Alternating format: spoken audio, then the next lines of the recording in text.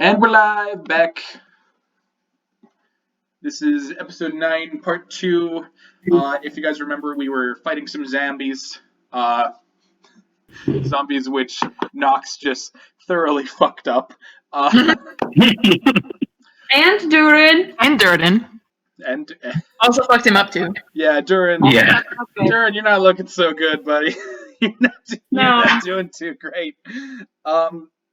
But with that in mind, it is Gesh's turn, and reeling from the shock, you kind of like focus yourself back up, and you're ready to fight again. Okay, so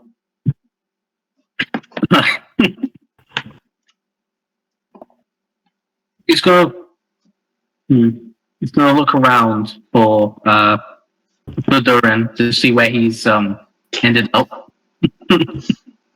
So can you see him in the distance, just on the floor, So he was at the head of the party, and he got pushed an additional 10 foot deeper into the woods. Right. Yeah, so... With the zombie. Yeah. So Gesh is just gonna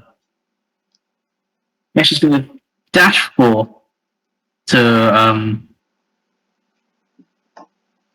put himself between Dhuur'in and whatever zombie is there. And then goes for an attack on the nearest one with his quarterstaff. Alright, that would be the zombie that is attacking Dhuur'in. So go ahead and make your attack roll. And remember, as a monk, if you can make 2 attacks, one with your weapon and one with your fists or whatever you want to use. And because you're a Dragonborn, bro, I'll let you say you can use your tail in martial arts too if you want. Hell yeah! Hell yeah! Okay. Some DMs say, no, you can't do that, it's unrealistic. And to them I say, fuck you, D&D. Fuck off!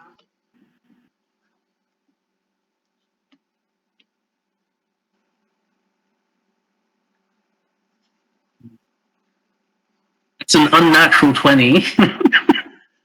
That most certainly hits. Okay. Eat him. I'm going to let you guys know right now, zombies have an armor class of 8. So, if you want to make this a little faster, if you just want to roll your attacks, and if it's clearly like bigger than an 8, just tell me what the damage is when you just roll your damage and then tell me what that is. All right. Yeah. So yeah, he goes for a swing with his quarterstaff, and that does.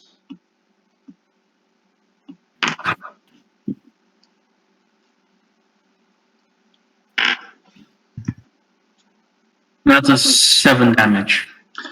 With the quarterstaff? Yeah. Okay. And do you want to make an unarmed attack too? Yes. All right. Make your unarmed attack.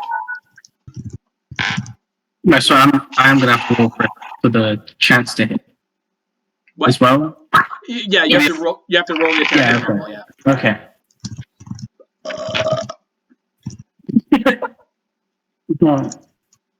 Yeah, I don't even have to add anything to that. That's an 18. Yeah. Okay, so yeah, it'd be so he smacks it with the quarterstaff, and then goes in for an elbow right at it as well. And how much damage does that elbow deal? Is it the people's elbow or is it a normal elbow? Well, I mean, he's not jumping for it, so it's just a regular elbow. Just a regular elbow, yeah. Yeah. Ugh. Get away from my twink.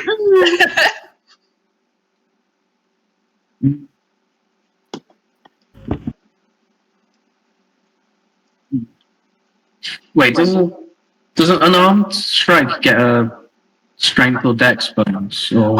It's whatever you want. So it's a 1d4 plus either your strength or your dex bonus. Oh. Because you're a monk. Because you're a monk. That's another 7. Okay. All right. Save that drow. So that kills it. So Dhuur'in, Yeah. you kind of doubled over in pain. You eventually look up to see, moving with a grace that betrays his like huge stature, Gesh kind of like spinning into view. And you know how in Mortal Kombat time slows down and like you can see inside the body to watch bones crack? Yeah. As each of these blows lands, once with the quarterstaff, and then twice when he spins around to like slam the his elbow into the zombie's face, with the momentum of the first strike. That's kind of what you see for a moment, as a neck breaks and a sternum is powdered, and the zombie just fucking flies away into the fog and vanishes. Hell yeah. Thank you. And this would be a perfect time for a Gesh one-liner. Well, don't put the pressure on him. Jesus. Wicked Say the good. line, Gesh. You protected me. Tell me you love me.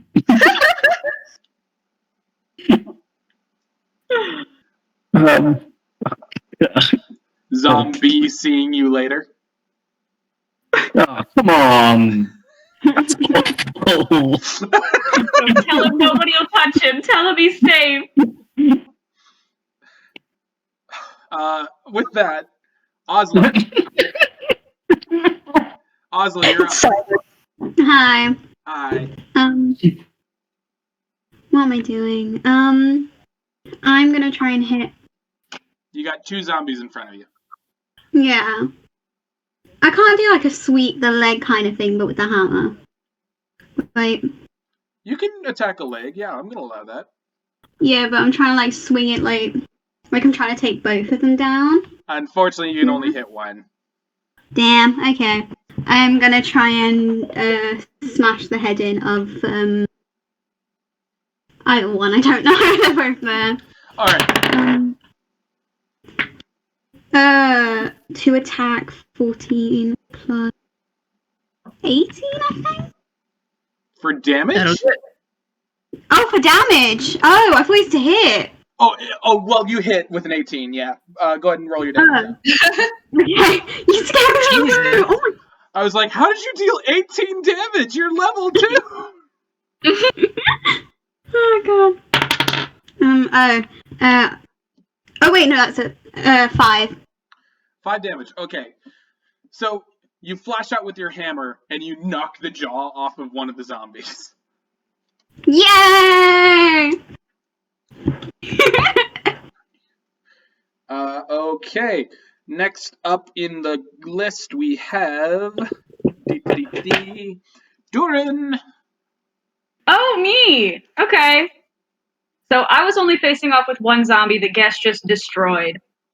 Come help so me. I kind of.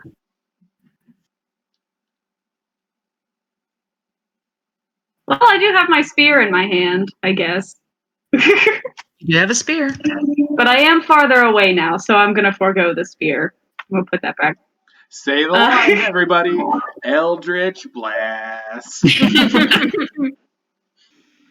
And I will Eldritch Blast. I assume I have, since I'm a little farther back and a little deeper into the woods, I have a pretty full view of the battlefield. You got a pretty I'm going good to aim to my right and hit one of them zombies over there. I'm assuming that Ozla's battling? Yeah, you can aim at the zombies. Do you want to aim at the one I gotta get my food. I gotta get my food. I can hold my turn. Gotta get your food. All right. Hello. Okay. Who's got that? Yep. Meme? Who's got that meme of like the firefighter, and it's captioned like me when the pizza delivery man shows up, and it's like a firefighter stepping out of the smoke, just like. So that was a 12 to hit. Yeah, that hits. Yep. Right there. Are you aiming for the zombie that she just hit, or are you aiming for the zombie next to that? The one she just hit for 10 damage. 10. Okay, yeah. Jesus. So Ozla, you're about to take another swing at this zombie before like it suddenly something crackling and grain slams into its chest, and you're just like spattered with gore and viscera and rotting chunks of meat as it just explodes right in front of you. And for a second, there's just like a torso standing before you. Before that, too, like splits in half and falls into the fog. When that happens, Ozla goes, yeah! And turns around to Dhuur'in, and she's like, thanks, mate! And now it's the zombies' turn. So, Yeah. Nox? Nope. All right. Ozla? Nope. Gesh? What? Yes. Oh, fuck. No. Yes. So, Gesh, the two zombies that you left behind kind of lurch towards you, and as you turn around, they're both able to like slam their bloody arms into you hard enough to cause damage, and you take 4 damage overall. Oh. Okay. Fenkin? Nope. No.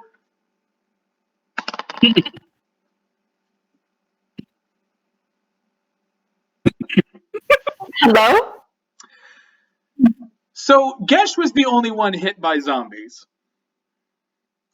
I feel so bad for them.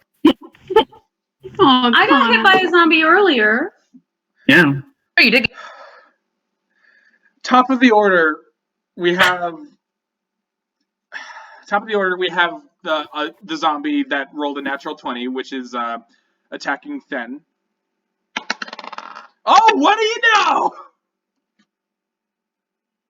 Ah! I love these dice. These are good dice. These dice are amazing. So Fen gets another swipe that you duck under easily. And, oh, what do you know? It's your turn now. Go on, then. So he uses his elvish agility to duck. And then, as this zombie is a little closer, he sort of puts his bow away and he lashes out with his short sword. Make your attack roll. Oh my god, I hate zombies. Why did I choose zombies? I'm so...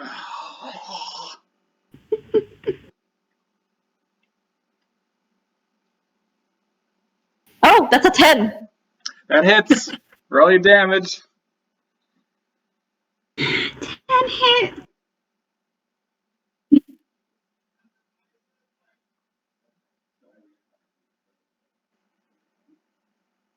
Seven. Was that just what she needed? Alright, Fenkin.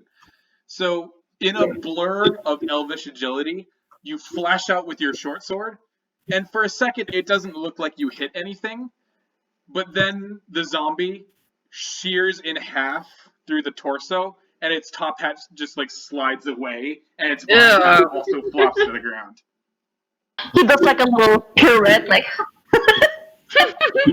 Oh my god. Flips his hair. And then wipes his sword because, You. Nox, you're up. Yay. How many zombies are left? There are 1, 2, 3, 4, 5 zombies left. 5 zombies left. One of them is still like yanking on your tail and like slicing at your ankles. Oh, there's the one that was still on the ground. Yeah. Okay. She is in a decidedly uncourageous voice. She she yells courage and pulls out her forming rapier, and she is going to strike at the one that is on her tail. Make an attack roll. With advantage because it's prone. Oh yeah, I guess it is. I mean, I don't have to roll. That was a 22, so I'm gonna keep that roll. Okay. Okay, and then I'll roll damage. It's 1d8.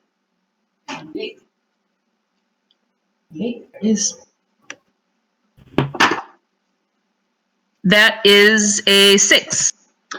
Okay, so I'm going to say that like Courage of the Rose was halfway through transforming into a sword as you like thrust it down to hit the zombie, and it solidified the moment that it entered the zombie's mouth and pierced its throat, and its entire body goes rigid, and when you pull it back out, it flops down dead.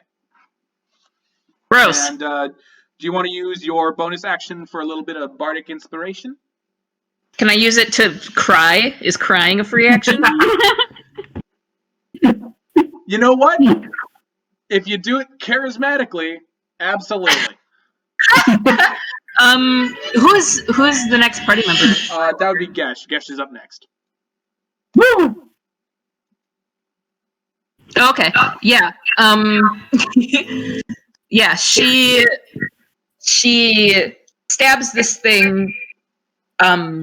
Screams a little bit because it's gross and horrifying, and she hates it. And then she jumps back as she pulls her sword out of its mouth. And it's not going to be very inspirational because she's not terribly inspirational at the moment. But she is going to. Terror is inspirational. Terror is inspirational. It's true. She will spot Gesh somewhat across the battlefield and yell at him, "Dragonkin, kill these things before they kill us!" And probably also like so motivating. I just and as she does that, well, no, she can't move because she already took her action. Okay, never mind. Then yeah, she's gonna yell at him, "Kill these things, and don't let them bite you." Before we go on to your turn, who wants to see my Sophie impression? What? Is it gonna be you on your knees? On your knees. Okay. We gotta. Oh, is it just her being gone?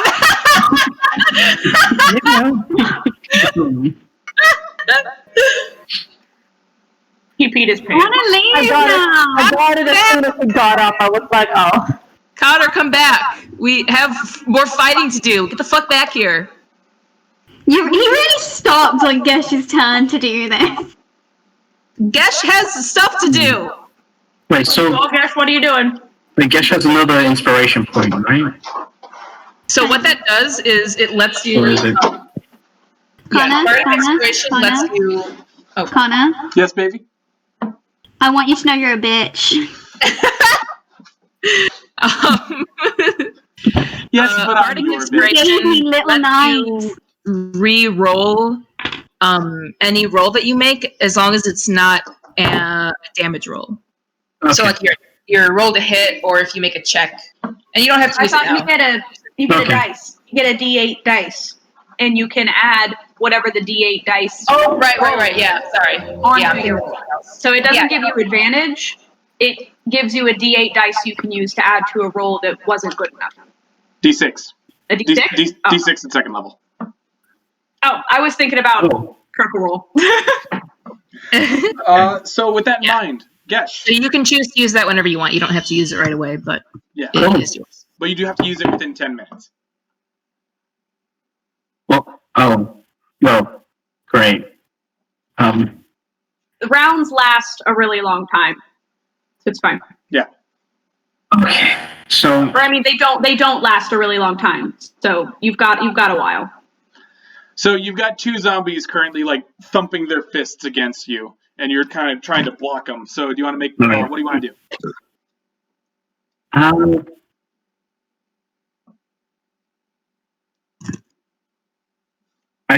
just gonna whack them. I'm gonna whack them. Whack. You would whack one and then the other, since you have two attacks. Yeah. Yes. Yeah, I should do that. Yeah, I should definitely. Yeah, I will do that. I'll whack one, and then I'll just, I'll whack the other one with my tail. for the funsies. Nice. Make your attack rolls. Okay.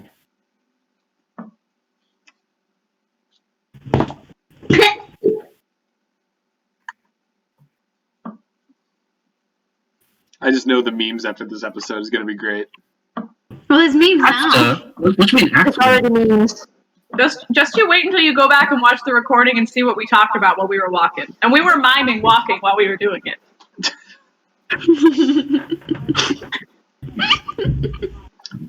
I would have it no other way.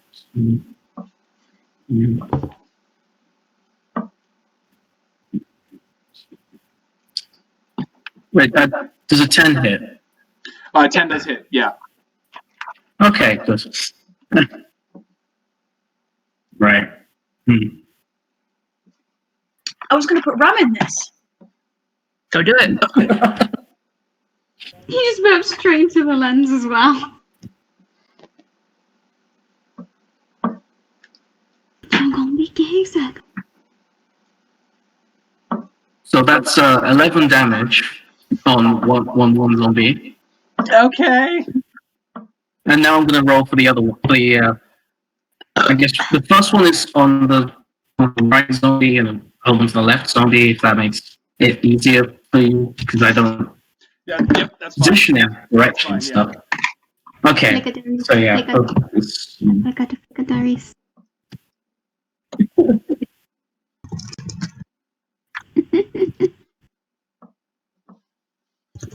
Does a 7 hit? 7 does not hit. Okay, so there goes my other attack then. So, fortunately for you, your first attack with your staff is enough to kill the first zombie. So you kind of like knock its head away from its shoulder and it falls back. But as you like twist around to whip your tail out at the other one, it falls just short. So that is. There are now only 3 zombies left, and it is. Oh, I killed one. You did kill one, yes. Yeah. And it is Ozla's turn. Okay. Is there one that's close to her, or? Yeah, there's still one more zombie that hasn't been exploded. Yay! It's my turn then. Okay. She's gonna try. She's gonna use her warhammer again and try and smack it at the ribs area. All right. Okay. All right.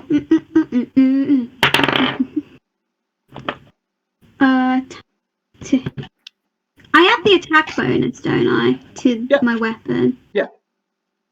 Attack, yeah. 21. That hits.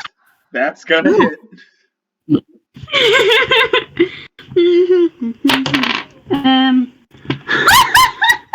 Oh, God.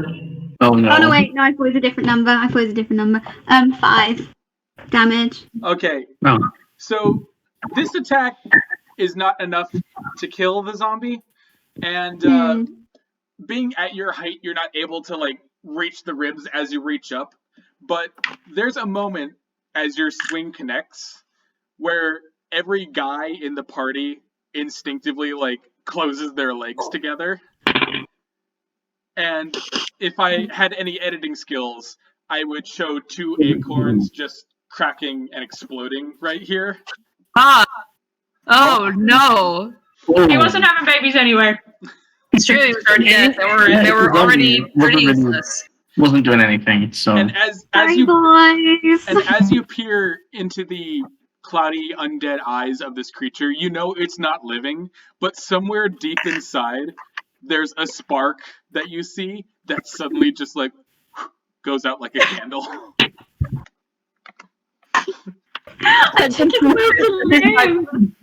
I've got to remember not to anger her. And Dhuur'in, live. with that actual literal ball busting, it is your turn. Woo! Okay, where are the remaining zombies? Ozla's got one. Fenkin's got another, and there's still one attacking Gesh. Gesh can handle that. Excuse me. You're a formidable fighter. I look over at you and I see you doing all your cool ninja moves, and I'm like, okay. He's got this. Okay. And I'm gonna Eldritch Blast the one on Fenkin. All right. Uh-oh. I rolled a one. No, I haven't rolled yet. If I had a nickel for every time that Dhuur'in used Eldritch Blast, I would be Jeff Bezos 20 times over.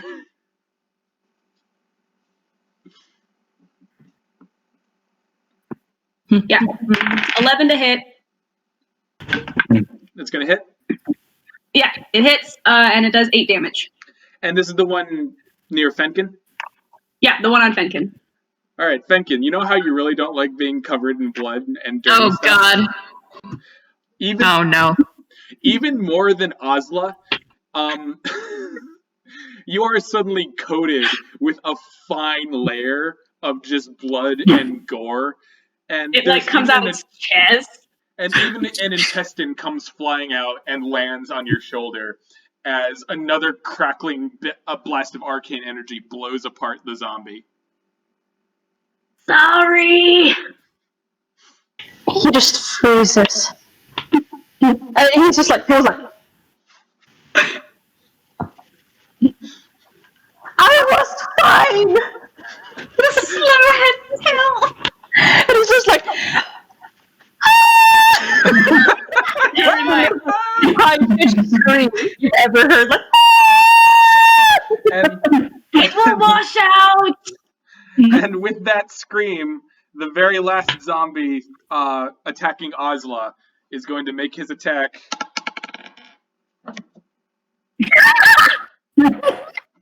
Well, Go on, tell me. Does it hit? Does it hit? It was a nat 20. It was a nat one. Nat one. yeah! Yes!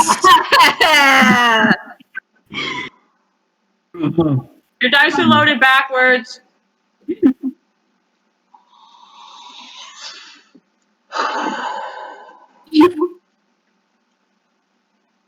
What happens? I just need a fucking minute. He just gives up. He sinks back into the ground. Guys, thank you for today's session. So, Ozla, Reanimation wears off. Ozla, the shield you currently have is that one that's kind of like, looks like a turtle, right? A turtle shell that has like the ridges and stuff. The scale, yeah. Okay, so the zombie reaches out to slap you, and the skin gets caught on the ridges, and it's just torn off like a fruit by the foot. And that deals 5 damage to it. Gnarly. And it died. Now, Fenkin, enraged by the sudden goring of your clothing, you can make this final attack with advantage. Off.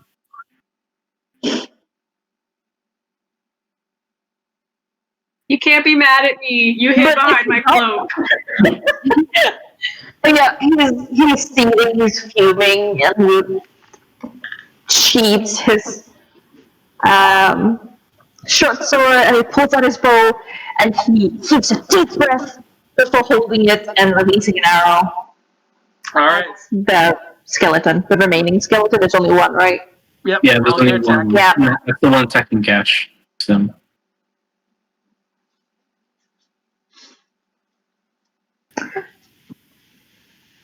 $25. It hits. Fucking hell, we're rolling high today. Well. Was that a nat 20? No, I have Oh, you have plus 6. 7. Oh, you have plus 7. Yeah. Jesus. Yeah, he's proficient in longbow. Damn. Wow. And I forgot there's actually 2 more zombies. There's one attacking Gesh. My apologies. Oh. Yeah. Which one was the other one? On Ozla? Still alive? Still alive. Yeah, so you're attacking the one that's attacking Ozla? Yes. Alright, what's your damage? Aww. Damage is a 7. Yep. So, He dies. like a pincushion, you know how, like, you can shoot in Skyrim Draugr, and it'll like do that thing where like if it gets hit in the side, it'll suddenly go like, eh. Yeah. Ozla, you kind of watch that happen as the zombie rears back for an attack, and then suddenly like, eh. Like a ragdoll. And then Fenkin he releases his breath. He's like, whoa! And finally we come to Nox. There's one last zombie attacking Gesh. All right. How far is it from her, do you think, roughly? About 8 feet, I'm gonna say. Oh, okay, so it's in melee distance. Okay. All right, yeah, she is just gonna go after that with the sword that she already has out.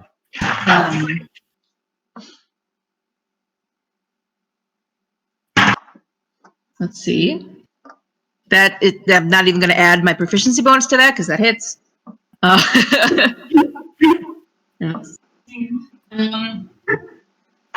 1d8. Kill it. How much? Hold on a sec. 10. Okay, so Nox.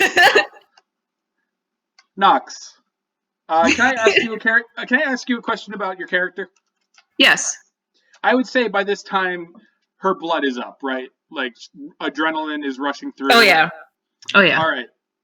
So you guys know how in JoJo's Bizarre Adventure there's Star Platinum who can do like those really, really fast punches, just like the thing? Yeah. Well, you guys watch as Nox's arm becomes a blur as she just fucking pin cushions this zombie. And finally she draws the sword back and kind of skids away, kind of like a cool anime character. And for a moment, the zombie freezes and nothing seems to happen before there's like 1 gout of blood, 2 gouts of blood, 3, 4, 5, 6, 7. Blood just starts spraying out of like a billion little holes in its body, and it just crumples to the ground. Gross. Horrible. Horrible and gross. Yeah. And with that, all of the zombies lie deader than they were before. Yeah. Yay! Woo! So, who feels like going back to that house? Gushing blood. I want to say that Anyone? he's covered in blood. Ozla's going to look at him and go, Don't move it. So I don't want to come in. Anthony, come here! So Fenkin, as Ozla rushes over to wrap her arms around your hips, you're both spattered in gore and blood. So there's this really squishy wet sound as you guys just like. As you like squish this and like, squish It's just like-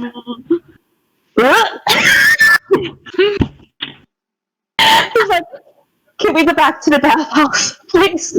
I think Can that's a I little roll far away.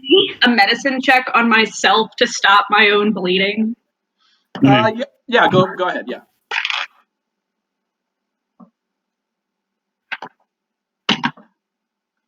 Well, that's a 5. So I made it worse. So you reach up and you kind of feel where like the teeth sunk into your skin, and for a moment you're like,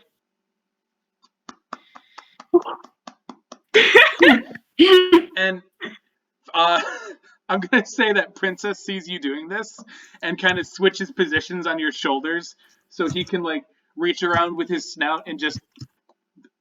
Yeah. He like offers his bloodied hand to Princess, like, look. Disgusting. Nox Nox has her sword out still. She is frazzled. All of her fur is like standing up, just puffed. She's panting, but after a couple of seconds of like calming down, she will see that Dhuur'in is on the fucking ground, and she will come over to him with a sigh and crouch next to him and cast Cure Wounds on him. All right. Tell me how much of a stupid idiot And then- I am. And then, once more, Gesh taps on his shoulder Then goes, could you heal me? Me also. Everyone just sees the twink and is automatically like, oh, well, I gotta go help him. No one sees the big, tough dragonkin and thinks that he needs healing too. That's cruel. I'm just laughing with poor Kitchen's being like, me too, please. And Nox, are you casting this with like a poem? Or are you pulling out an instrument and like playing a healing song? Time for that shit. No, she's she goes over, she puts her, hold on, I'm looking up the fucking shit that fucking Cure Wounds does. What does it do? It's a D8. Okay, 1d8 plus your spellcasting. Okay. Plus your spellcasting. So she will, she'll go over there, she'll crouch down next to him, she puts her paw like, not like on the wound, but like kind of on like the soft part of his shoulder that's like right next to his neck, so like right so where all his scars are. Yeah, right near it, but not actually on the gushing wound. And she casts this spell typically with a melody that she hums. So her voice is shaking a little bit, but she'll hum this short melody to activate the magic. And then once it starts to glow and heal him, she will say, I'm sorry for knocking you back. And Dhuur'in, every time you're healed by Nox at this point, you've noticed that her brand of musical magic manifests in kind of like this golden glow. And if you look down where your rope's kind of been pulled away so she can, cast the spell, you see the long spider-like scars that reach down your chest. And you watch as they slowly fill with a golden glow. And when the glow dissipates, the scars are still there, but they don't itch. They don't pulse with pain. They feel warm. I'm tearing up. You take 8. You heal 8, by the way. Thank you. You take 8 healing damage. 8 healing damage.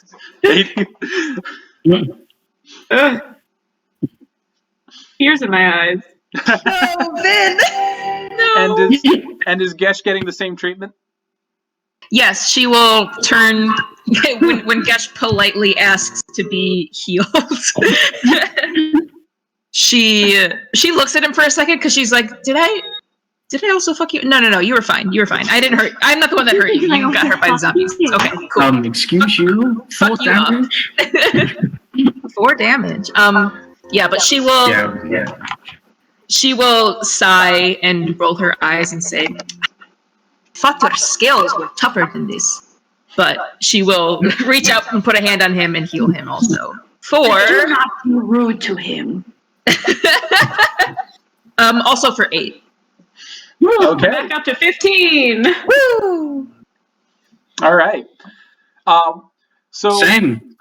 Back up to 15. So after all this happens, after Fenkin and Ozla pull off from their sticky, wet embrace, sorry about that. What are you guys doing now? You're surrounded by dead bodies. Surrounded by dead bodies, and we have no healing spell slots left. Is there any water nearby? Fortunately for you, in this clearing there is not. However, Dhuur'in, I'm assuming that as soon as you get healed up and as soon as you thank Nox, you're doing your horrible little Dhuur'in thing of rifling through the rotting meat. Yeah, get that meat. Horrible little Dhuur'in thing. Taking pieces. Dhuur'in, as you kind of make your way to the nearest zombies, to the nearest zombie, the nearest non-exploded zombie with the chest still intact. Right. Like the skeletons, you also find a note nailed to the sternum with a rusty nail. And this time, the note says, "Guard the way." We're getting closer, boys. I pull the note up and I show it to everybody. We are getting close. Once again, Dhuur'in shows you all a note that just looks like a toddler scribbled on it. I was just gonna. How are you reading that? What? A gift by my god. We are getting close. I want a gift too. No, you don't. Let's go.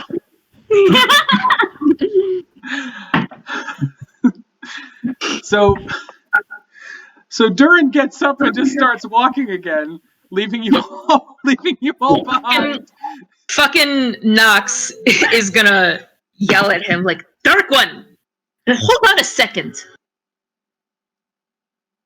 She's just like, she's not injured, she didn't get hurt at all, but she is still looking very haggard because this was not a fun experience for her.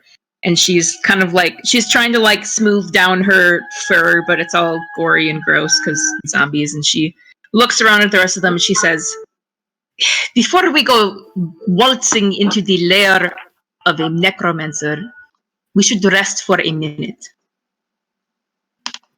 Meaning we should take a short rest so that I can use Song of Rest so that you guys can take the rest of your hit points back. Hey.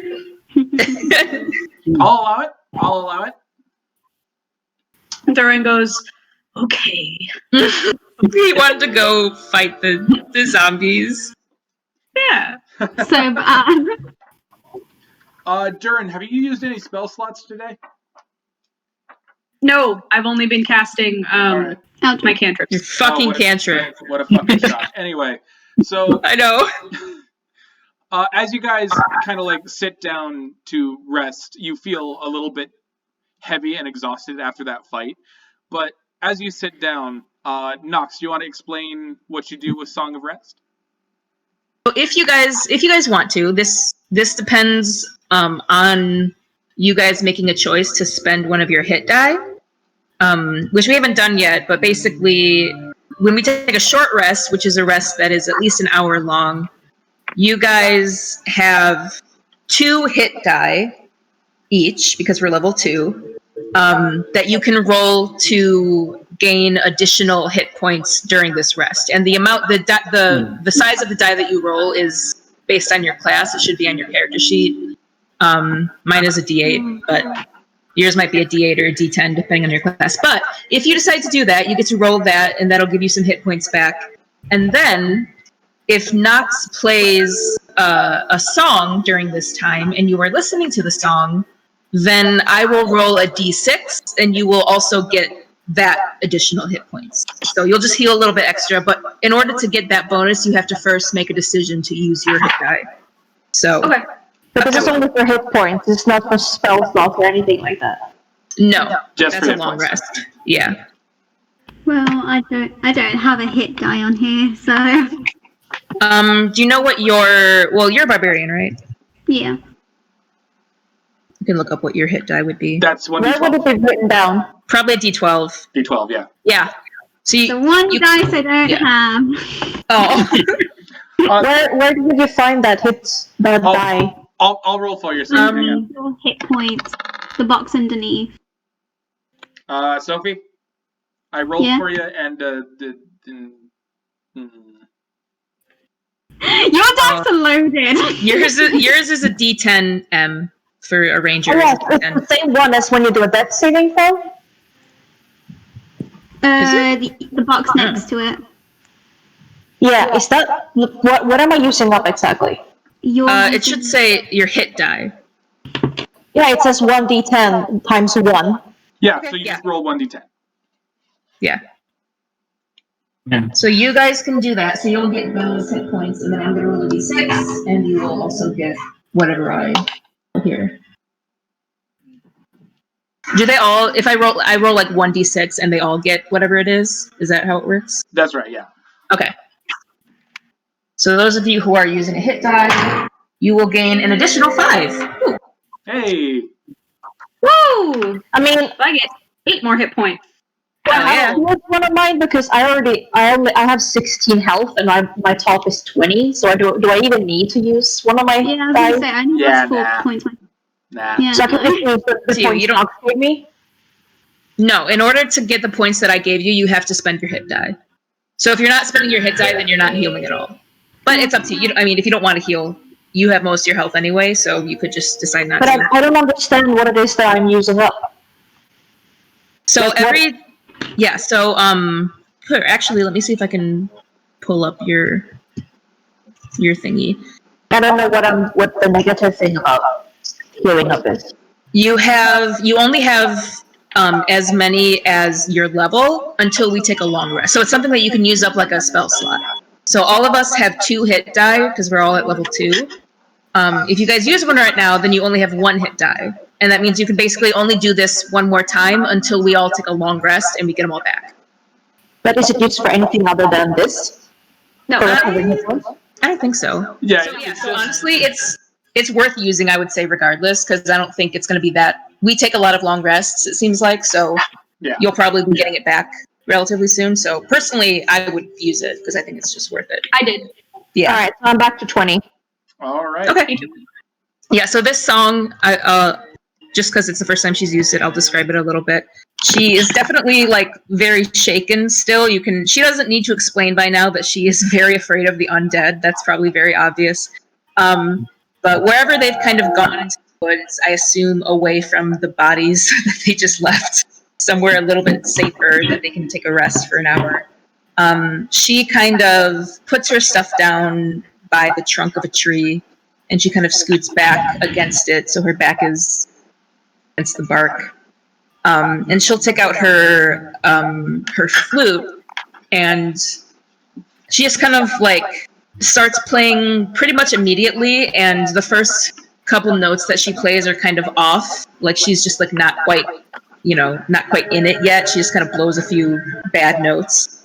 But then after a minute, it'll kind of straighten out. It'll become the pretty melodic flute tune that you are accustomed to hearing from her, and it will heal you. Yay! Yay! I spent my hour praying. Don't listen to my words. I want to say. They're horrible. She will drown it out with her flute. Okay. So, hmm? go ahead. Ask what were we gonna say? I was just gonna say that I was just gonna like sit down and maybe like lean against Snot. Yeah. Aww. That's welcome. I'm gonna try to get the gore off, like picking up the body pieces on him and like throwing them away. And be like, Poor thing. All right. Too bad nobody has prestidigitation. Yeah. No, I have mending, but I can't mend the blood away. The trauma. No, I can't. All right. Yeah, there is technically, but I do not have it. I know what I'm gonna get. Right? So with the short rest coming to an end, you guys feel newly reinvigorated, even among the dark cold of the forest. Vinn, were you going to say something? I'm sorry. No. Oh, you had your hands up, and I thought that was like a well, fine, forget me, I guess. No, okay. So, that was just a Vinnism. I am unforgettable. All right. So, you guys eventually finish up your short rest and kind of like checking yourselves over one more time, make sure everything's good. You get your gear packed back up, and you set off towards the path of the footprints. You found that there's more footprints with the inclusion of the zombies underneath the fog, and as you follow those along, eventually the forest finally terminates into a thickety clearing that sits at the base of a huge rock formation with a massive opening carved into the side of the cliff where the stone meets the earth. And as you guys kind of approach this, you hear a set of voices. And so I'm going to give you guys an option here. You guys can all make stealth checks and kind of creep up on this clearing, or you can like send, I don't know, a ranger out as a scout. Can Nox hear that, freeze, turn around, look at Dhuur'in, point at him, and say, "Stay put," because he has a bad history with stealth checks, and she is not gonna have a bunch of zombies come after them because his fucking staff hit the wall. He like pulls his cloak in a little bit, grumbling in Undercommon. Yeah, she can make. Well, what does she have on stealth? She has a +5 on stealth, so she could do it. I hope someone has something better. I have a +5 also. I am quite stealthy. I also have a +5 on stealth for some You're reason. the giant blue lizard! I don't know why I did that to myself, but yeah, I do. I mean, But does a ranger have any other advantages in stealth? Your preferred terrain is forest, right? Yes. Okay, then you're gonna have like super advantage on this roll. yeah. So I guess I'll go. Do it up, yeah. Crouch down and sort of gesture at the others to like stay put as he attempts to be stealthy and approach Alright. the voices. Give me a stealth check. Karen. So do I roll with advantage or What? do I roll with advantage? Yeah, you roll with advantage, yeah. So take the highest roll. Yeah.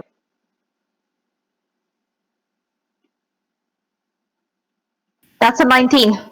Alright, so Very stealthy. as you crouch down and make your way towards the entrance to this strange clearing, your footsteps are totally silent, even against the driest of leaves and twigs. And eventually, you're able to make your way away from the group, about 25 feet away.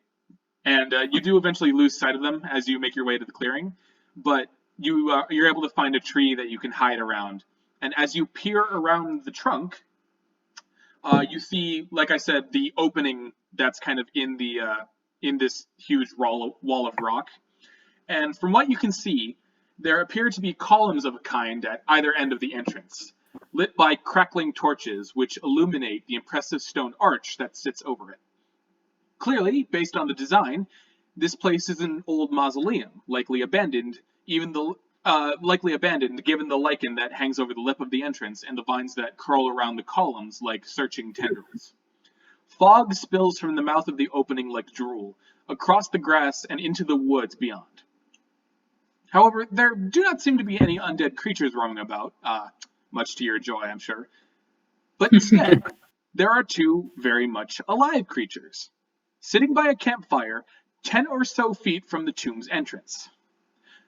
You can make out the sight of two orcs, clad in thick hide armor and sitting on a pair of rocks, each one of them hunched over a tree stump as they engage in a game of cards. One of them has a huge shield strapped to his back, emblazoned with what seems to be a stylized mammoth skull, complete with a cruel-looking broken tusks. A huge chipped blade is strapped to his side, and his head is a green dome, save for a short topknot. The other orc doesn't seem to be wearing as much armor, as he is clad in a simple harness and a hide skirt. He has no weapons, but a long, gnarled staff of wood lays by his side as he examines his cards. The two of them look very alike, though the one with the less armor has significantly more hair. Every now and again, one of them takes a break from the game to turn the spit that's over the campfire, upon which is roasting what looks like a small mammal of some kind, maybe a squirrel or a rabbit. And from the sound of it, you've caught them in the middle of a conversation. And I'm going to play out the conversation for you right now. So the orc on the left with the shield, when he talks, I'm going to be over here. The orc on the right with the staff, when he talks, I'm going to be over here. Yeah. So, Fenkin, you listen in on the conversation, and after the bigger orc plays a card, he says, "Right. So like I was saying, it's not like we're insulting him by asking for a raise in our wages for this particular task. It's like you were saying, we're providing an essential service that he would be hard-pressed to find this close to the dash, eh? And not only that, we've agreed to be his lookouts in conditions like this, with all the rain and the cold and whatnot, and on top of that, he ain't even providing us meals or breaks. If anything, we've got the leverage when it comes to discussing the potential for extra pay. At the very least, we could be calling it hazard pay. Worst comes to worst." The other one nods. "Right, you are, Crut. And don't forget that you're a wizard. You know how much they pay those Imperial wizards? Zog me, Crut. You worked hard to get where you are now, with all them fancy words and all the fire making. I'm just putting it out there. We could be getting much better coin. And if we don't start respecting our own worth, then who's gonna? No one. No one! That's so. Right on, right on. I swear, once we're done here, we gotta get ourselves back to your house. Those dark elves might be an uppity bunch, aye, but at least they know a proper wage for an essential skill. And I'll tell you what, and put your jacket on. You're gonna catch a death cold. And from there, God, that was a workout. From there, the conversation continues on with the one called Crut going on about working rights and labor wages and whatnot, and the other one, the other one apparently called Krat, not really contributing much other than just a few scant nods and grunts. I love it. And that's what you see, Fenkin. Huh? That's what I see. Yeah. All right. Let me just check something here. Maybe we can talk to them. Yeah, that's what I'm thinking. Let me check my thing. Sway them. Sway them. Who has good charisma here? Not me. Nox and Dhuur'in, I think, are the highest. What do you have? I have a +4. +4. I also have charm person, but it only works on one person. So I could charm one of them. Well, we know which one that would be. Fenkin watches over this, and there's like a slight glimmer in his eye and a little bit of a smirk playing on his lips, as he then weighs his option in his mind, and then turns around to sneak back to the group. Do I have to roll another sneak for that? Or? No, it's just the one stealth check. It carries you throughout this little encounter. So he sneaks back all the way to where the others are. We're probably looking at him with a bit of curiosity. Mm-hmm. And he sort of just sits there and sort of looks like he's very full of himself because he managed to do this quite well. And like he knows something you don't. He's just like weighing the silence for a bit. Looking at him. I do believe we are in great luck. And he gives Nox a little look, and then the others, and then he says, there seems to be some sort of abandoned, or perhaps not as abandoned as it looks like, mausoleum deeper in the forest. I saw no one dead there, but I did see 2 guards alive. And they were having quite an interesting discussion, which I think we can make use of. How so? It seems they're not quite satisfied with their current employment. In what way?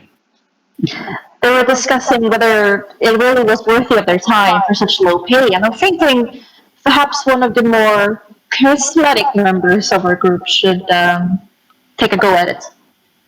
Looks at Nox. Looks also at Nox.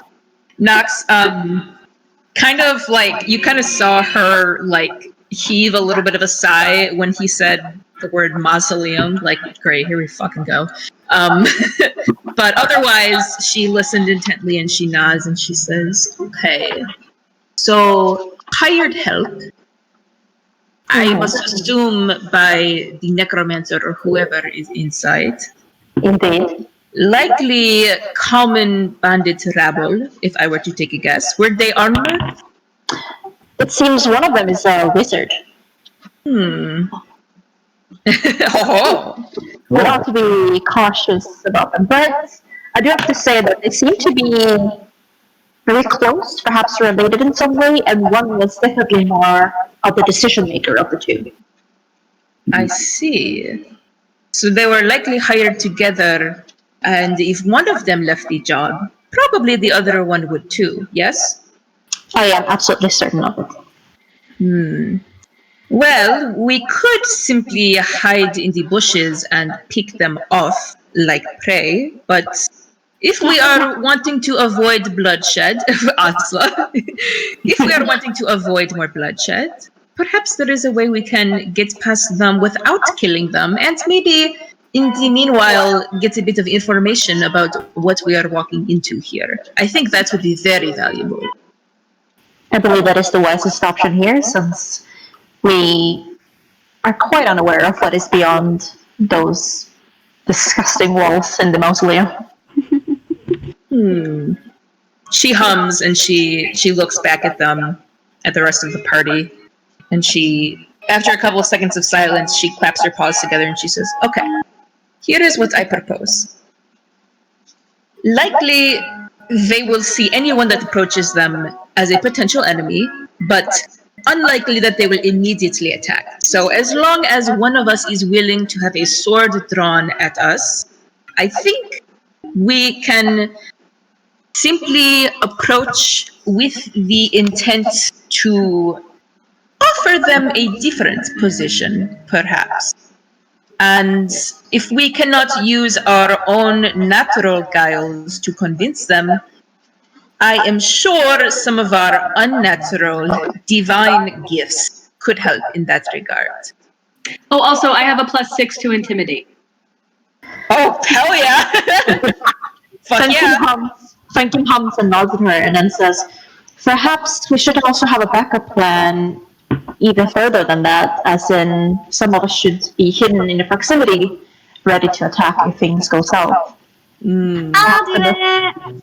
Perhaps the more stealthier of us should take on the task." Stealthy. You are definitely not stealthy. I could Although sneak circles around you. And the only stealthy thing about you is your size, but your mouth makes up for it. I've got so much shit. Nox has the look that she always has on her face when these two start bickering at each other, which is just like it's just like a mother whose children are fighting, and she's just like, and she says, "Okay, here is my proposition. Me and the Dark One, I think, are the best suited for the direct approach, and I would say that the Dragon King and the Skinny One are probably our best bets for hiding and covering us if things go wrong. However, Ozla, despite the fact that I do not believe you could sneak up on a dead cat, I think that you should still be in the proximity of earshot in case we need you as well. So why don't you..." If I get to hit something. I think perhaps you can hang back maybe a good 20 feet or so from our position, waiting for a signal, and the others can stay closer and keep an eye on it. How does that sound? Fenkin looks up at Gesh and is like, "Don't fool this big guy." Hey, you're the one who could mess this up. Have you seen how stealthy I can be? No. So, I have no... Yeah. What is the signal? A scream of pain. Your lovely voice. If you hear a scream of pain or an arrow being shot, that is your signal, okay? Me. Yes. Okay. And then she'll turn to Dhuur'in and she'll say, "All right, so I believe that you are the best option to accompany me in this regard, because if I am unable to convince them with my kind words, then perhaps your..." She stalls for a word for a second as she thinks of a nice way to say fucking terrifying. "Perhaps your intimidating stature can, at the very least, convince them that we are giving them a proper proposition here. We will have to play it by ear, as with all things, but I think our best plan is to come across them as if we are scouting for help of our own mission. Maybe we can even come into earshot of them bickering about how our mission is going awry, and we need the help of some strong and skilled bandits." Princess has fallen asleep on Dhuur'in's shoulder. Just hanging out. Just hanging out. I pull my coin purse out. And Raffy Flora. His small amount of money. I have 3 gold. I Nox cannot is like, yes, of course. And she turns back to the rest of them and she says, which of you still has money? Fenkin looks away. Still have money. She points at Fenkin and at Gesh, and then she makes like a give it here motion. What did I say? Oh my gosh! Fosh. Gosh. Wow. She points at Genkin and at Fesh. And she makes like a give it here motion with her hands, and she's like, all right, your gold purses. I promise you will get probably most of it back, but we need it for this. I better get all of it back.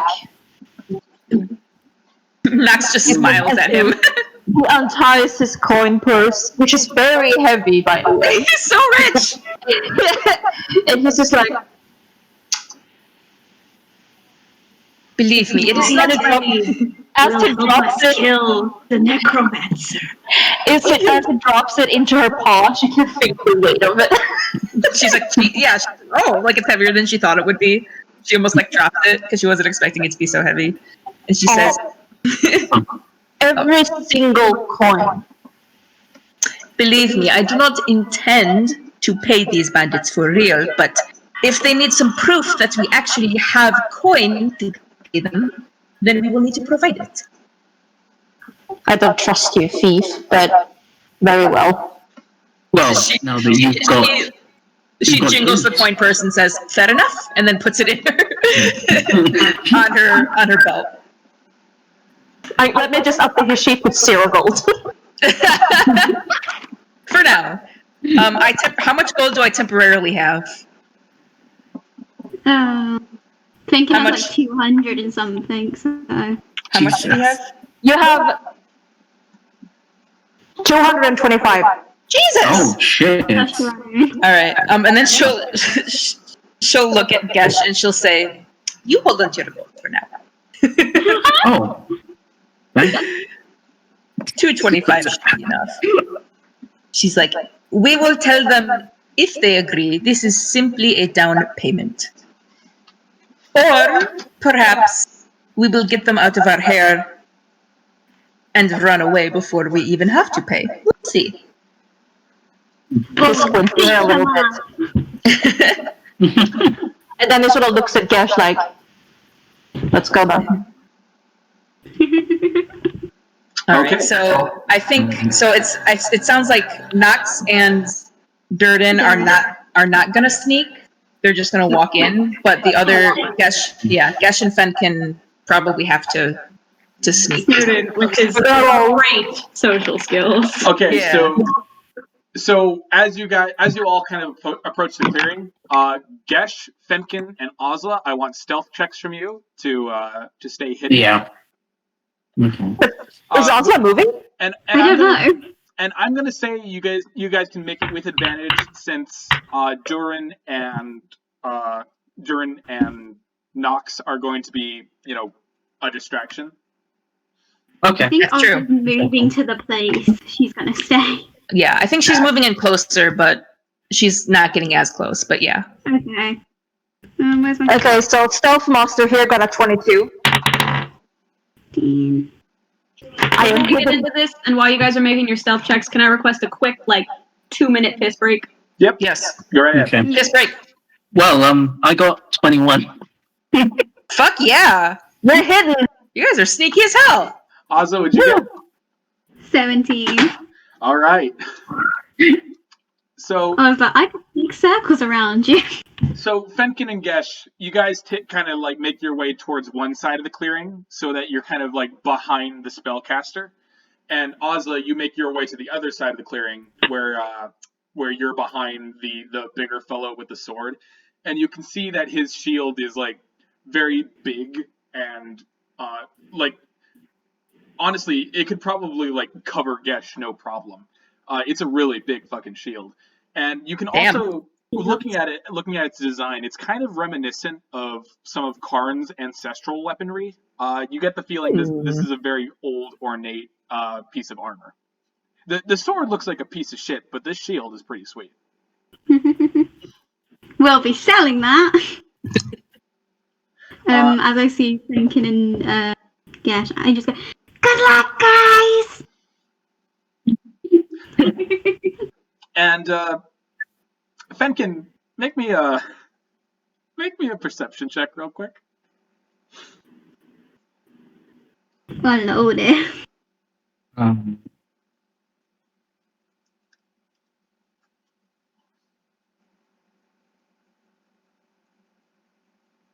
Well, heck, I got a 22 again. Okay. Ooh.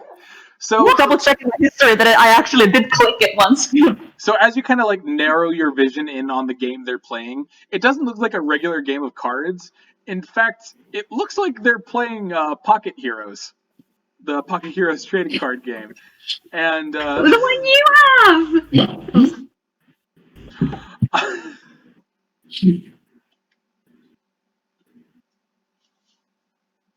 Well, shit, maybe we can trade something. yeah. I see you're a man of culture as well. Guys, don't you want to be the very best no one ever was? That's Pokemon. That's Pokemon. That's same thing. Yeah, Okay. same thing. He narrows his very sharp elf eyes and looks at the card. He's like,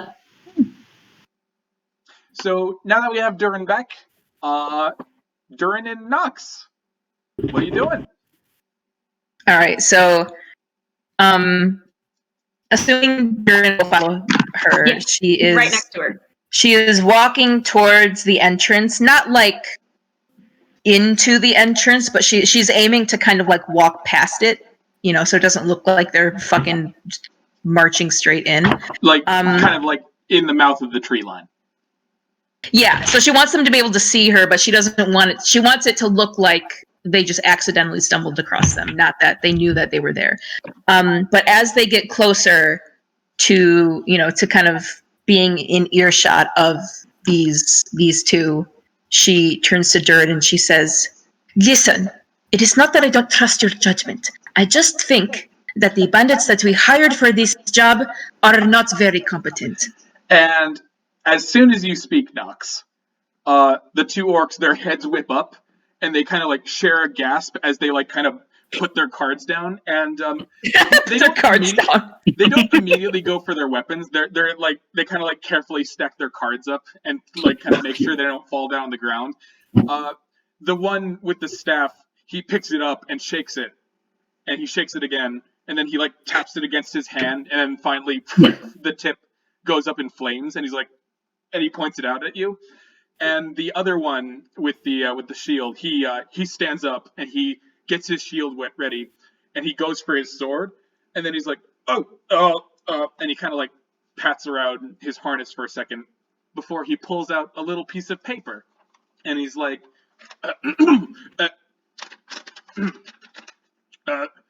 you have trespassed on the personnel property of the great and powerful necromancer Snitch Skullbelly, aka the King of Worms, aka the Skull God, aka the Master of the Undead Arts. Please vacate the premises and return from whence you came, or suffer a most what does it say? It says agonizing. Agonizing. A most agonizing demise.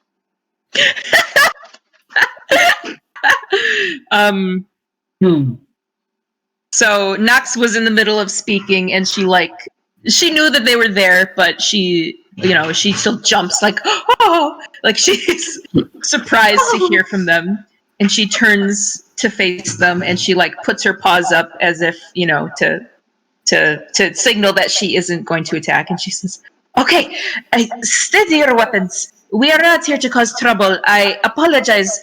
I was not aware that this was someone's personal property." And then she very subtly elbows Dhuur'in to do the same. Oh! Put his little skeleton hands up. Not that really means anything, because he can still kill them with his hands up, but, you know. I'm still holding tight to my Staff, my book is in my bag. Yeah, So I'm okay. Just one hand up. The bigger one kind of puts his note away, and he looks at his partner. And he's like, well, mistake or not, this is still personal property of Snitch Skullbowley, so I'm going to ask you to vacate the premises, please. Very polite. Nox nods, and she has like a wide-eyed, like, you know, expression. She's very much selling this. At some point, I'll probably have to make a check. Just let me know when you want me to make a check. But anyway, she nods. She nods like several times. She's like, yes, of course. A million apologies. And then she stops. Like, she takes a couple steps back as if she's going to leave, but then she stops and she looks at them and she says, before I do, I apologize for this question, but the two of you are clearly still alive, so you are not minions of this necromancer, right? Krut kind of like scratches his chin and he's like, well, I don't really like the word minion. I prefer you know, equal employer under an arcane apprenticeship. But I wouldn't say minion personally. Dhuur'in perks up and he goes, does he view you that way? Oh. The two orcs kind of look at each other and he's like, perfectly honest, we're not really sure. We started working for him just yesterday, so we haven't really had a chance to talk with him very much. But when we do talk to him, he's very powerful and silver tongued. Silver tongued.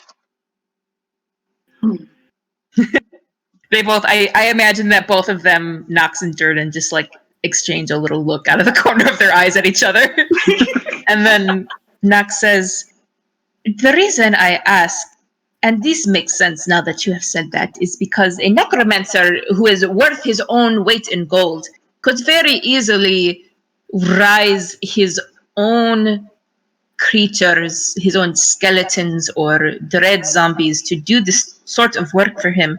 I cannot imagine that he would be very generous or very fair to those he hires to do this job, because he knows that he can simply replace you. Or, even worse, if you die on the job, he can raise you and make you continue to do it for no pay. That seems unfair."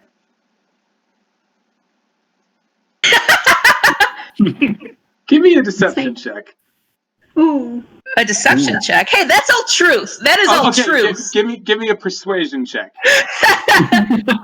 Actually, I have the same bonus for either. Either would be fine. But yeah, I have a +6 to both. But Okay, I'm just standing here being ominous with my staff. getting ready. I have lowered my hand. I am no longer pretending to be afraid. That's the wrong Meanwhile, guy. Fenkin and Gesh are trying not to laugh in the bushes. They're like, Yeah, y'all better stay quiet. Oh, wait, okay, that was a fucking, that rolled down into the crack of the couch. So let's hear that one. One more again. Bitch, that is a nat 20. Okay. Yes. So What is today? So, Krut and Krat kind of share a look, and Krut nods his head and he's like, well, you know, from a business standpoint, I sort of did understand wanting to hire, like, living guards, because it's much easier, you know, to guard I mean, I wouldn't personally, if I was a necromancer. I'm not, obviously. I'm just saying this is a bit of a hypothetical situation. If I was a necromancer, I wouldn't want, say, a skeleton or a zombie guarding the entrance, because they're not very good at seeing or talking or very much. So I do kind of understand that from a business position, but I didn't really think about, you know, what he would do with us if we did die in the job. I didn't actually take that into account now I think about it. Did he promise Dhuur'in Oh, will okay. speak up again. He'll kind of lean forward, and he, of course, knows of the necromantic arts. He has a couple necromancy spells. And he says in kind of his low, gravelly whisper, "Tell me, Greytalk, is this job worth your life?" Oh. Okay. And I would like to roll that as an intimidate check. Yeah, go ahead. Let's hope.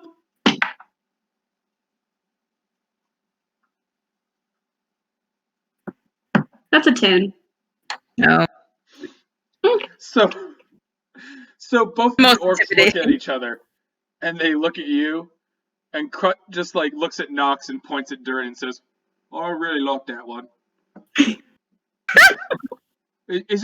Is there something wrong? Does he have a cold? I understand if he's got a cold. I mean, if he catches it out here, it makes total sense. Oh, what am I saying? No, get the fuck out! All right.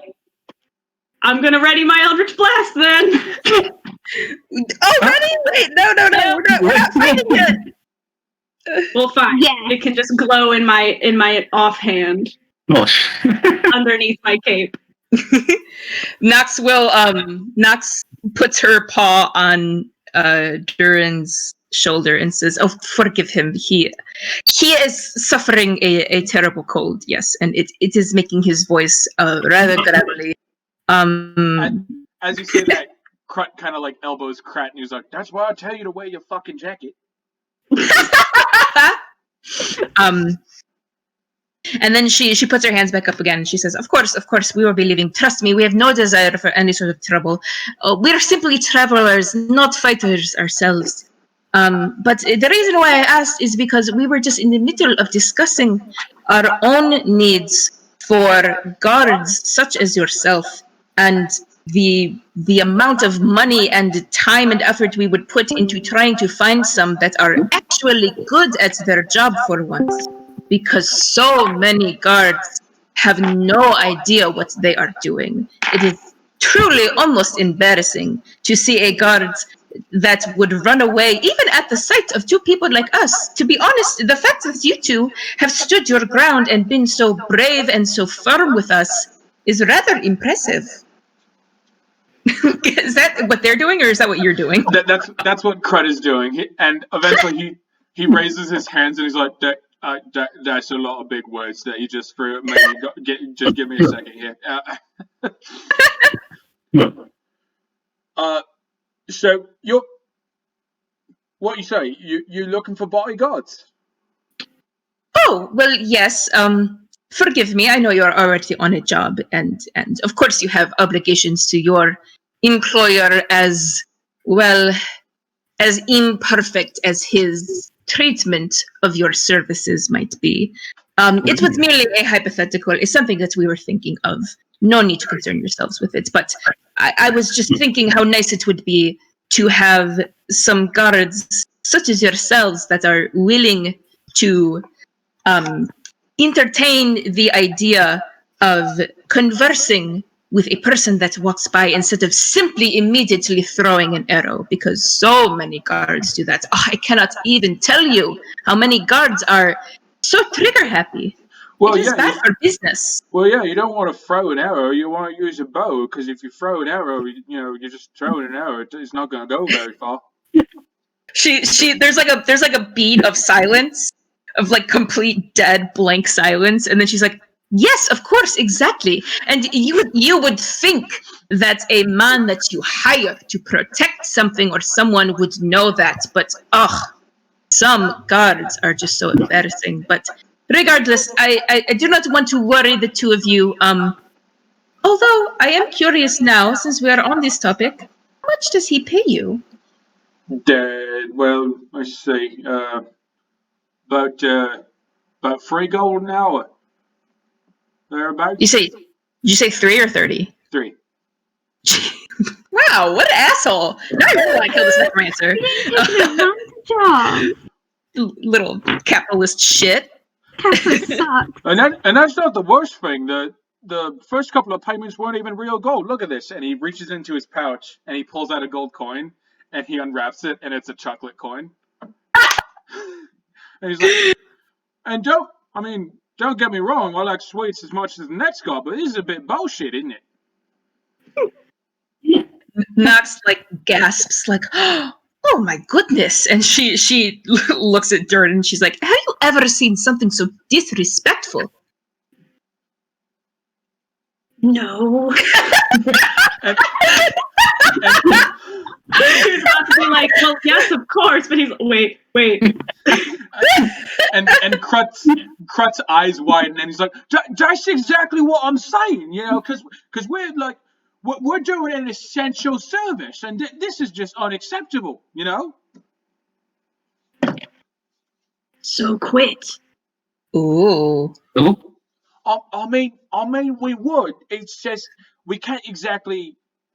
There's not really any other work we can do right now. Because if we go to Zadesh, we'll kind of get shot on sight after what we did to some Imperial guards. It was an absolute accident. Krat was just practicing his spells. He's not very good at them yet. He's doing his best, but sometimes it just kind of gets out of hand, you know. And Krat's kind of like, yeah, I didn't mean to do that one time. Oh, and Dhuur'in pulls out his badge that he got from. What?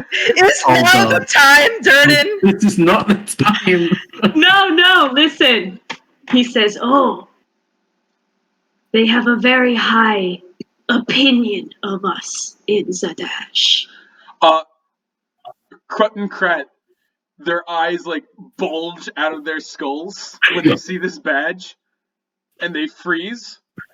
They look at each other, they nod, look at you, and Krut says, fuck this, we're leaving. And he, they unsheath their weapons, they start to pack up their entire tent, they put their cards in like a little box and strap them to their sides. And as they stamp out the cooking fire, they're being very fast about all of this. And before they gear up to leave, Krut looks at you guys and says, We'll be taking our leave. If you promise not to tell the Imperial Guard that we were here, we won't say a word. We'll just, have a nice night. And they both bow and they just like run off into the distance. They like leap over a bush and Ozla. They don't realize you're there, Ozla, but you watch one of them like jump over you as they like flee into the forest. Nox just watches this. Yeah. Nox watches this and then she looks at Dhuur'in and she says, why didn't you do that like 10 minutes ago? I forgot. You forgot. Of course you forgot. I was Fenkin to slowly stand up from the bushes and he's just like, what? That went very well. Puts the badge back. We didn't get to hit anything. You'll You will get get to revenge. hit the necromancer. Yeah. Speaking of the necromancer, shall we? Is going I to adjust my cape. Nox is going to take a second to look around to see if they left any cards behind because she liked those cards, but then she will follow. You know what? On the stump, you you see a flash of red, which you immediately recognize as the back of a Pocket Heroes trading card. Yeah. Yeah. She's gonna scurry over and take it. Okay, let me pull out my special little table. Is it time for me to fail my weekly history check? Let me pull out the special table that I made for these cards and give it a little roll. Why did your face? Oh no. Did you get like an ultra rare card? Is it like me? Is it gonna be like me? It's Dhuur'in. The Shepherd's Edition. So, as you turn the card around in your paws,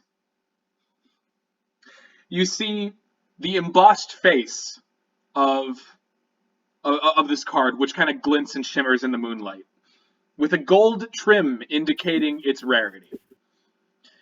In the small portrait, there is a picture of a slender, strikingly beautiful half-elf woman, with hair as dark as ink and piercing eyes, as well as a coy smile.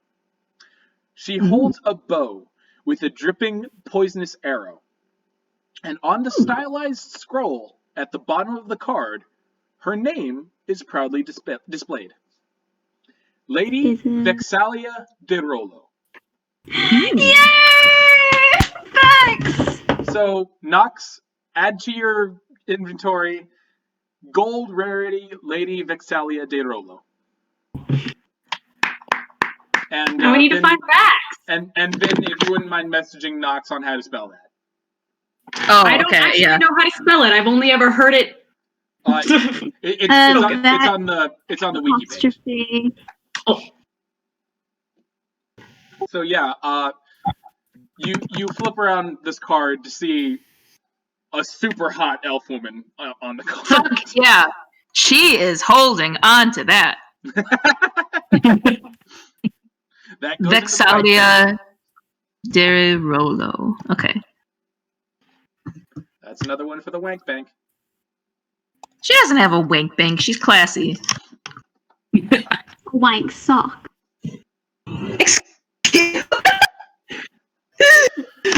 Oh man. Anyway, That's unfortunate. now that we've been demonetized.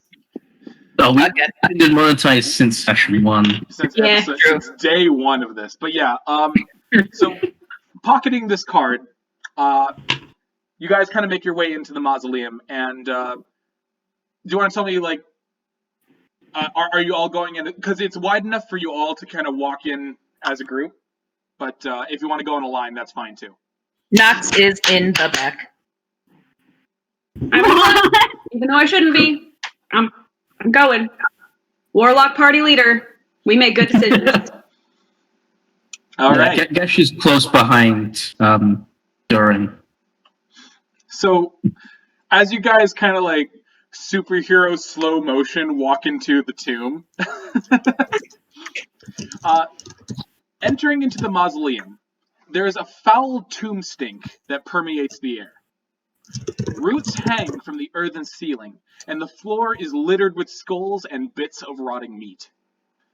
Peering inside, the tomb itself seems to be a long hallway, lit by torches only every 30 feet or so, which illuminates the cloth-wrapped bodies laying in the crypts in the walls, kind of like, you know how in Skyrim there's like the little cubbies that the skeletons are laying in? It's kind of like that. Thick spider webs cluster the corners and cracks, and squirming things with hundreds of legs skitter across the floor, with the distant sound of dripping water echoing through the entirety of the complex. Gross. There is nowhere to go but onward, but in your heart of hearts, you guys know that you are close to an unspeakable evil, haunting the very end of this journey. And for once, Dhuur'in it's is not right Dhuur'in. there. I'm right here. I'm right here. All right, so you guys walk into the tomb. And Yay. No sneaking, no stealthing. We just We're just gonna walk right. X gonna give it to you style. I Hey, was going to say, motherfucker. this is another opportunity for the characters to talk amongst themselves if you guys want to. I will say, Ozla, as you look down to check on Princess, Princess has already gotten his hands on a big wormy bug, and he looks up at you and slurps it up like a noodle. Ugh. Good boy. Can I also say that Ozla's gonna hang back a bit to talk to Nart, and as she gets up next to Nart, she's gonna like try and like shove her face in. She's like, "What did you get?" Nox had put it away in her kind of in her pocket, but after fucking cringing away from Ozla's sudden appearance a little bit. She's like, oh, well, they were playing with these cards, the same cards that we have been finding, and they left one of them behind. And she takes it out and she kind of like turns it a little bit to like show the glitteriness of the card to Ozla, and she says, now, I don't know much about these cards and if this is a valuable one or not, but it is very pretty, no? Super pretty. They just kind of admire it for a second, and then Nox says, well, regardless, it is a curiosity, and I am fond of curiosities, so I will be hanging on to it. And then she puts it back in her pocket. Yeah. Hey, Dhuur'in. Uh-oh. Can you make me a quick perception check? Woo! So we need to make perception check. Oh god, has he got traps or something? 20. Oh. 20. Okay. Oh. What is the rolls today? So We should try a history unfortunately check. for you, Dhuur'in, Gesh, you're right behind Dhuur'in, right? Yes. Okay. So as you guys are walking along, you see Dhuur'in in front of you like this. Oh. Oh shit. And you hear like a Dhuur'in gasp as suddenly he falls through the floor, stepping on a concealed piece of cloth. And as the cloth is torn away with him, can you make me a dexterity check? Dexterity saving throw, actually. That was a 20 perception? 20 wasn't good enough? What? The check itself was 30. Damn. What was it? A dex saving throw? Dex saving throw. Fucking hell. No. So that's a 5. Oh boy. Okay. So you How land much with a damage do I take? You land with a hard thump, taking Oh, God. after falling 10 feet, and you take 5 force damage as you hit the floor. Whoa. And Ouch. when you kind of get up, kind of rubbing the spot where you fell, you look around and find that you are you're Oh, no. basically in this like 10 by 10 deep pit, and you have dark vision. Yeah, you have like superior dark vision. And as you look around, the floor is littered with skeletons. And that's the reason you didn't take more than 5, because like you basically landed on a pile of skeletons. And there's also a more recent victim, a zombie who's been impaled on a sharp spike that's pointing up from the ground. Ew. His arms and legs are completely gone, so it's just a torso on a head. But he rolls his head towards you and he's like,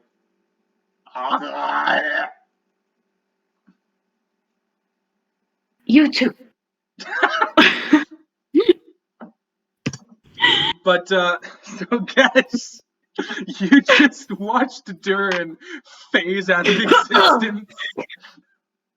Oh fuck. Just sort of he stops immediately so that he doesn't plunge down there too. Does everyone else walk into him like, oh, and then push him down? No. Please, I'm I not like funny as stand shit. up, all like, oh fuck, now my ass hurts. And I look up out of this hole, and all you can see in the hole are my glowing eyes. Do you think he's down there? Yeah, you can see his eyes. Yeah, there he is. Those could be 2 fireflies, though. We don't know. My heart hurts. Just so you know, I do. God. Oh, I don't have any rope. If he needs pulling up. I thought I had rope, but I don't have any. Some of you guys might I have do rope. have rope. I do Yeah. have rope. I also have rope. I have hemp rope So How much do you have? thing. Get me out of here, please. Oh, 50 feet, actually. Oh, Yeah, I've got hemp and rope as well. I've also got silk rope. Ooh, Why do I fancy. rope? Wanna pull Fancy him up, like, getaway. in a fancy way. pulling Dhuur'in out of a hole, but VIP. Oh, it just looks like awful. Dhuur'in and Gesh getting it on and also just slides them the silk rope under the top.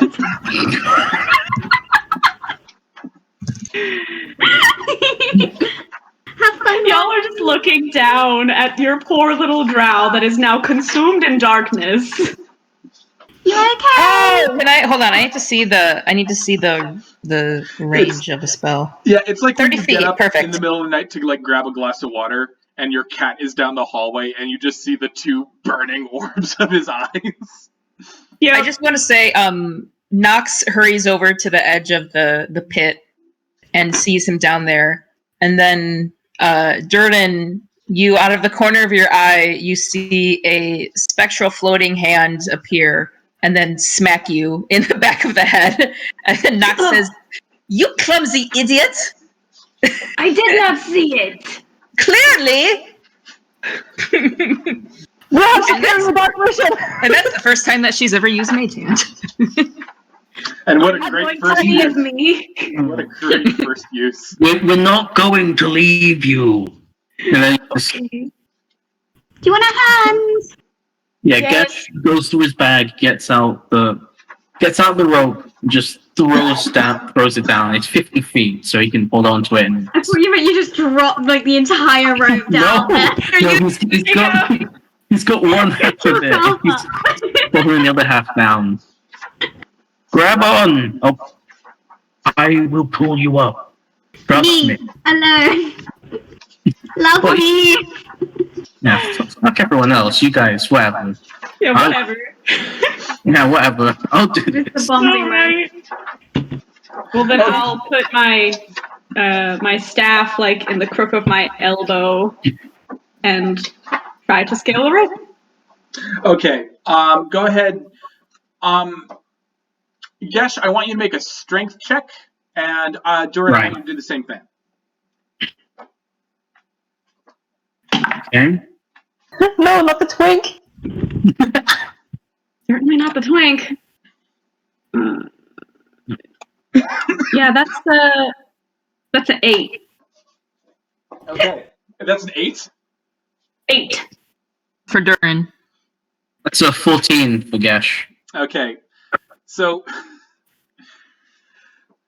all right, so Dhuur'in, you make it up halfway as Gesh kind of pulls you along, and Gesh, you're kind of surprised by how light he is, and as you're pulling, Princess kind of skitters up and also puts his little paws on the rope to try to help pull. I'm helping. But halfway, If someone will help me. halfway up, God. Dhuur'in, your arms, your fingers get tired and you slip a bit. But you're able to like catch yourself before you hit the bottom again. Keep going. More pulling, more tugging, and eventually, Dhuur'in, you are able to clamber back up out of the hole. I'm sure it looks horrifying. Terrible glowing eyes coming out of a dark pit, just like, ugh. I am not a zombie. There is one down there, but it is not moving. And almost as if on cue, you guys hear a very echoey, It is still undead, alive. Can Nox shoot an arrow down there to just randomly in the dark to see if she hits the zombie? Go on. I think that's a Dexterity lost check. arrow more than anything. Make an attack roll with disadvantage. Yeah! Listen, it's fine either way. She's just gonna try. Where's my d20? There's my d20. Can I also just say, Ozla looks at Dhuur'in and looks at the hole and she's like, how did you not see that?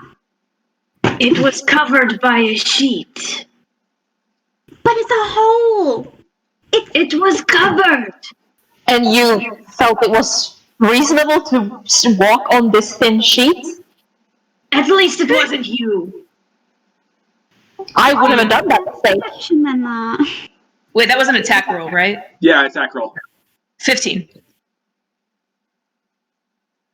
Tell me I hit.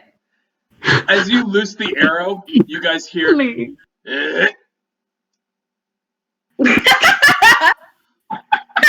Nox just like nods and then puts her bow back, and she's like, "I put it out of its misery." I don't think it was miserable. Well, it's not anymore. It's dead. All right.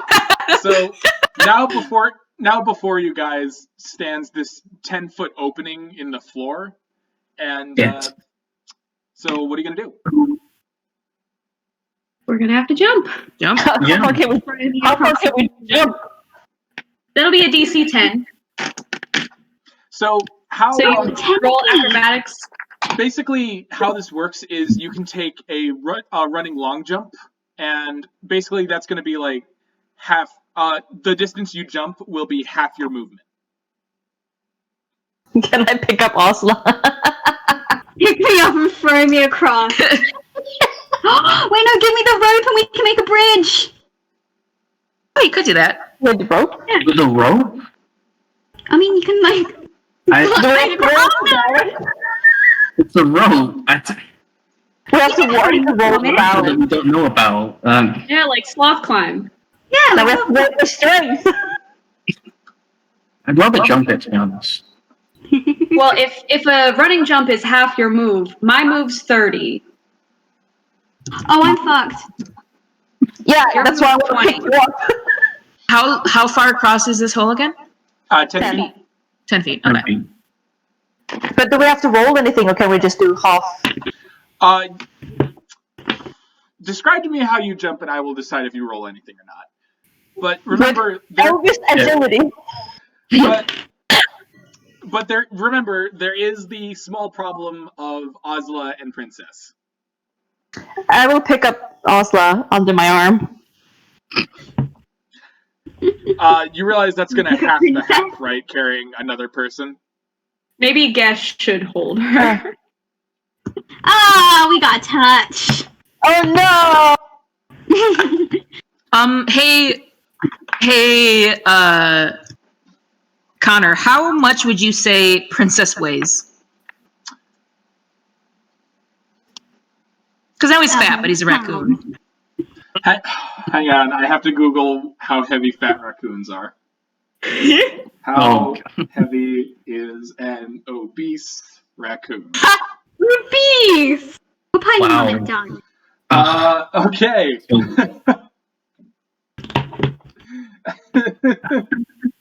Go on, 100 pounds. I'm gonna say 45 pounds. What the fuck?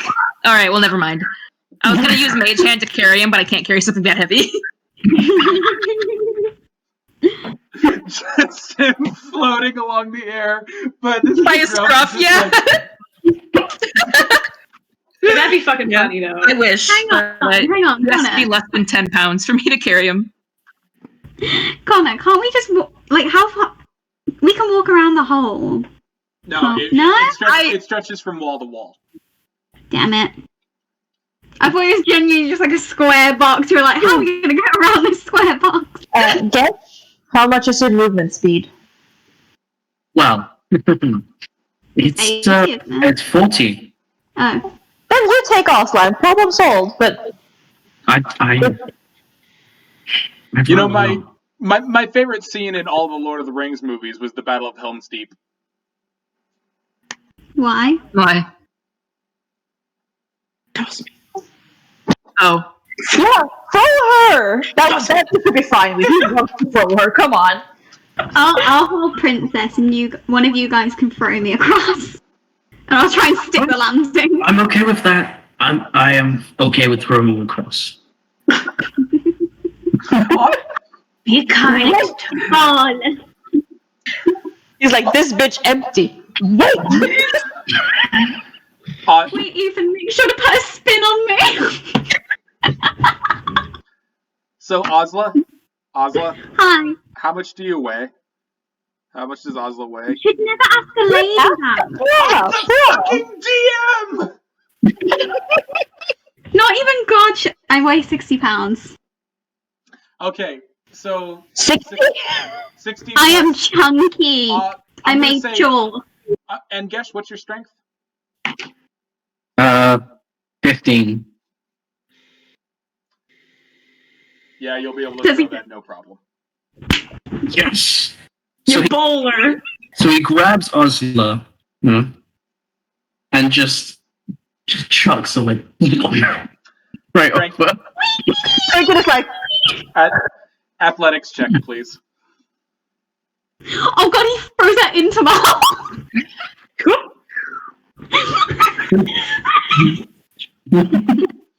I will kill you if you... Oh, if only the zombie was still alive, he'd be like, the zombie. Oh god. No, then they land on the arrow that's left. This is Gesh's revenge. This is murder attempt. Well, I will pull my dagger. in the party. Danger's over, guys. I got rid of him. We can go. So what was the result there, Ethan? Oh, you want me to do an athletics? Yeah, the athletics check. Yeah. Oh, sorry. I'm an idiot.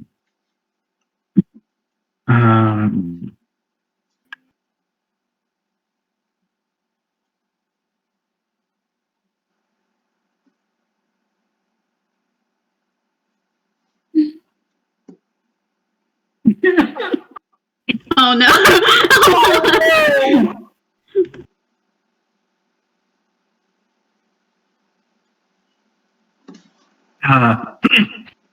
That's an 8.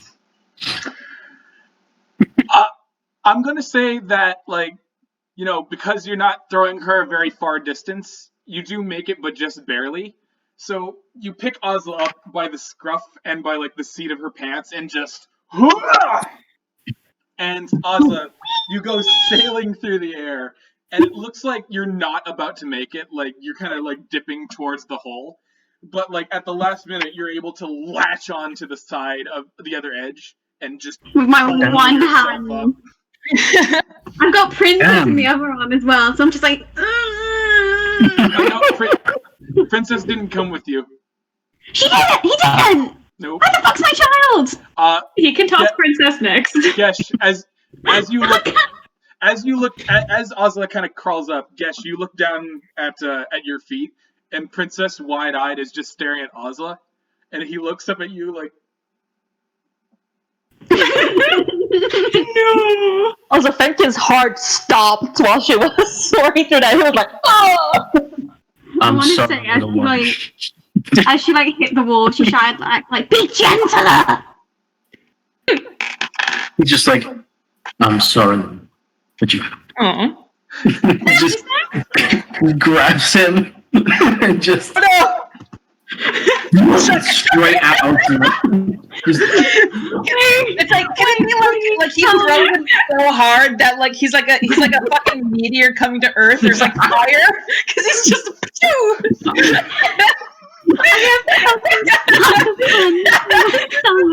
fucking a high pitched screaming as this raccoon goes flying.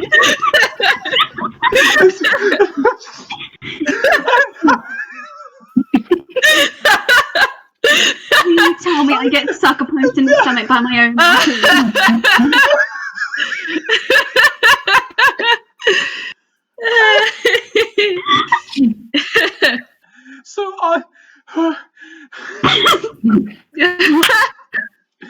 So Ozla, as you finally get up and dust yourself off, you look up just in time to see Princess and just right into your face. Wait, do I not catch? Oh, do I catch him? You don't have time. I mean, with your face, yeah. Yeah, with your face.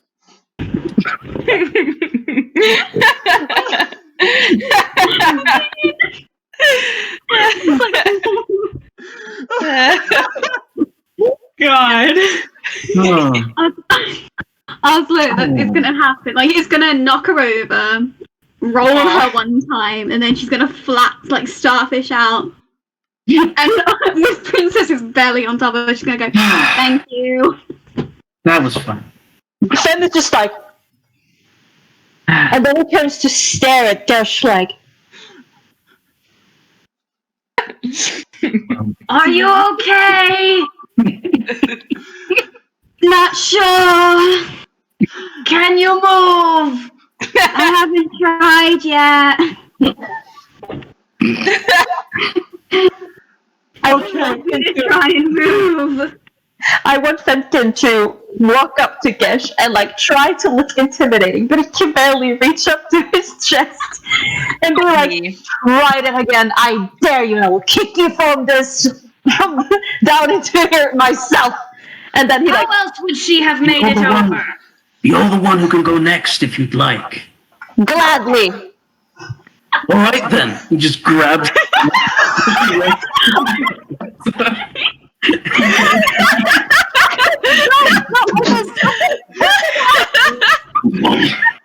Athletics check!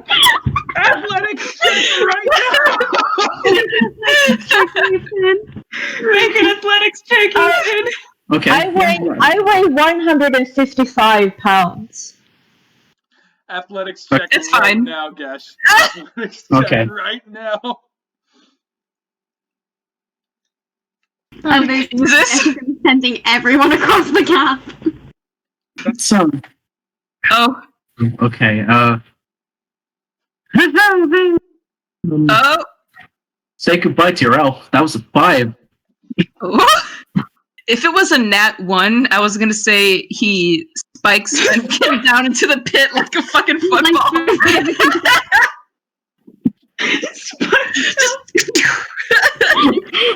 Touchdown! Like a beach ball, it's like Yeah.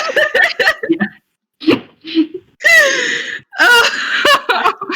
Well, Fenkin's dead.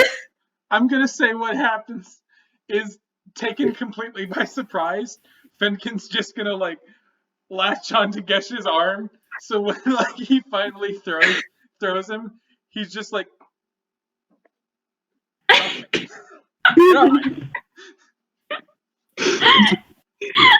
oh god.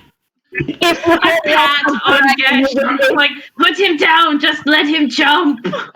I will say after about 10 minutes, the more since like the jump is gonna be no problem for like the more agile and stronger amongst you, I'll say that you guys make it across eventually, and we will enter the final room in part 3. No!